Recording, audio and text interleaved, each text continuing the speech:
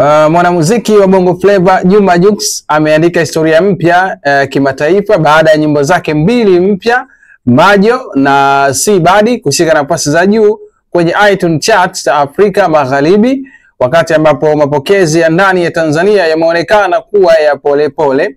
Kwenye chart za Nigeria iTunes, Si Badi imeibuka nafasi ya kwanza ikifuatiwa na wimbo wake unaitwa Majo, na kwenye nafasi ya pili ni wimbo huu ambao nimekueleza unaitwa Majo.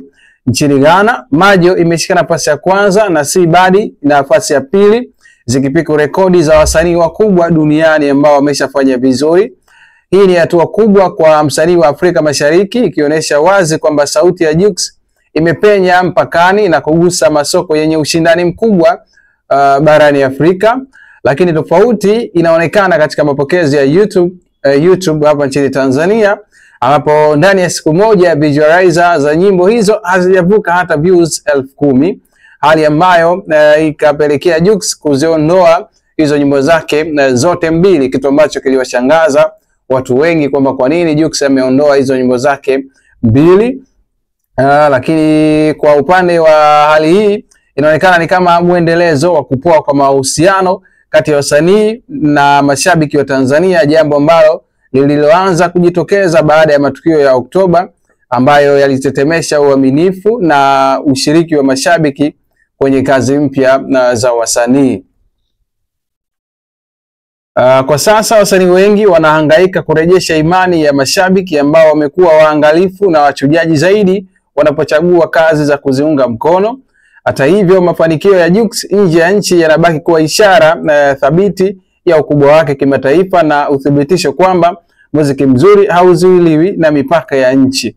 Kwa hiyo na hii pia inaweza kuonesha kwamba Jux pia licha hizi changamoto ambazo zinaendelea, watu wanachagua watu wao kuwasikiliza, wapo watu ambao wanasapotiwa kwa kipindi hiki, lakini Jux yeye ameendelea kusimama na ameendelea kuonesha kwamba yeye ni msanii ambaye anaweza akafanya kile ambacho wao anaweza, na watu wakaitika pia kwa kile ambacho yeye amekuwa akifanya mara kwa mara. So unaweza kuona kwa kiasi gani ambavyo Jux soko la Afrika Magharibi linaonesha ni kwa jinsi gani ambavyo ameendelea kuwa na hayo mafanikio. Utakumbuka hata wimbo wake wa God Design pia aliweka rekodi ya kutawala kwenye iTunes pale nchini Nigeria, ikiwemo mpaka kushika nafasi ya kwanza, jambo ambalo sio la kawaida kwa msanii kutokea Afrika Mashariki kuweza kudominate chart ambazo zimekuwa zina upinzani mkubwa, hasa unapozungumzia nchini Nigeria lakini pia Afrika Magharibi. Lakini Jux akaweza kutop up na kuonesha kuwa yeye ni moja ya wasanii ambao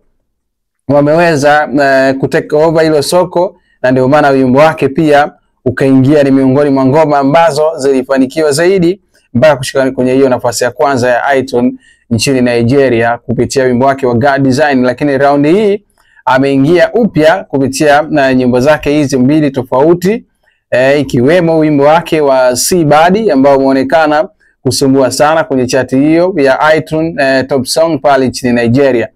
So kwa hiki ambacho Juma Jux anaendelea kupata ni ishara kwamba muziki wake unafika mbali zaidi. Kwa hiyo jitihada na watu ambao wana manage kazi zake, ukizungumzia masuala ya promotion pia inaweza kuonesha ni kwa kiasi gani ambavyo Jux pia ndio ikawa sababu pia hata yeye pia kuchukua tuzo ambazo zimekuwa zikifanyika katika nchi za Afrika Magharibi. Utakumbuka pia Jux alishinda tuzo za Head Awards, lakini tukaona mwezi mmoja kwa maana ya mapema mwezi wa 12 Jux aliibuka mshindi katika tuzo za J Lee Awards ambazo zilifanyika pale Ivory Coast. Kwa hiyo ni mafanikio ambayo Jux anaendelea kuyapata. Kwa hiyo kwa hiki anachokipata ni ishara ya kwamba muziki wake unafika mbali zaidi.